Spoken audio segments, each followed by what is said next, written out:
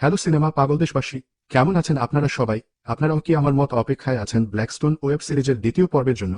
তাহলে চলুন জেনে নেই দ্বিতীয় পর্ব মুক্তির তারিখ ও দেরি হওয়ার কারণ। তাহলে চলুন দেরি না করে মূল ভিডিও শুরু করা যাক।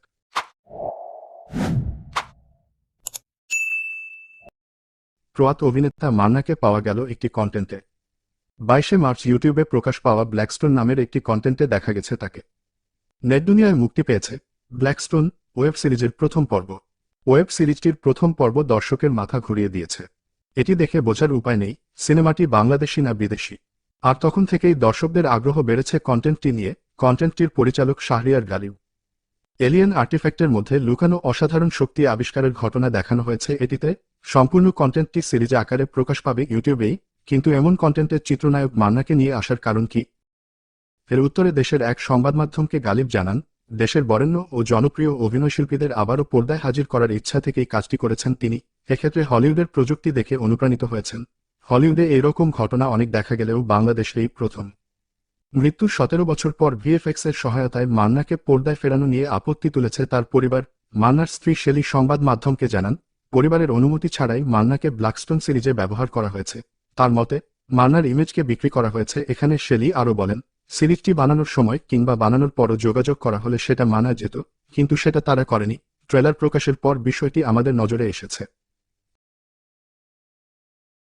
নির্মাতা শাহরিয়ার গালিব জানান, আমি অনুমতি নিতে মান্নার পরিবারের সঙ্গে যোগাযোগের চেষ্টা করে ব্যর্থ হয়েছি। পরিবারের অনুমতি নিয়ে হলিউডের অনেক তারকাদের ভিএফএক্স এর মাধ্যমে পর্দায় ফেরানোর সাক্ষ্য রয়েছে।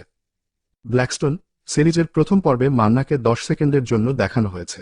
শাহরিয়ার গালিবের দাবি, কোনো ভিডিওতে 10 সেকেন্ডের মতো ফুটেজ রাখতে পরিবারের অনুমতি না নিলেও চলে। তবে একজন তথ্য প্রযুক্তিবিদ জানান, ভিডিওতে 10 সেকেন্ডের ফুটেজ ব্যবহার করা যায়। কিন্তু এটি কোনো ভিডিও ফুটেজ নয়, কৃত্রিম বুদ্ধিমত্তার মাধ্যমে মান্নাকে তুলে ধরা হয়েছে। এর ফলে সেই নিয়ম এখানে খাটবে কিনা তা নিয়ে সংশয় রয়েছে। বাংলাদেশ এখনও কৃত্রিম বুদ্ধিমত্তা নিয়ে আইন হয়নি, মাত্র একটি খসড়া নীতিমালা করেছে সরকার। প্রয়াত তারকাকে কিভাবে ফেরানো যাবে, কতটা ফেরানো যাবে তা নিয়ে স্বচ্ছ ধারণা নেই। ব্ল্যাকস্টোন নিয়ে প্রযোজক এবং মান্নার পরিবারের মধ্যে বিরোধিতা শেষ না হওয়া পর্যন্ত ব্ল্যাকস্টোনের পরবর্তী এপিসোড মুক্তি পাবে না। তবে এ মামলা বেশি দূর এগোবে না বলে আমরা প্রত্যাশী এবং খুব শীঘ্রই পরবর্তী পর্বের দেখা মিলে। আজকের জন্য এইটুকুই। নিত্য নতুন সিনেমার গল্প জানতে সাবস্ক্রাইব করে সাথে থাকবেন। দেখা হবে পরবর্তী ভিডিওতে। আজকের জন্য বিদায় নিচ্ছি এখানেই।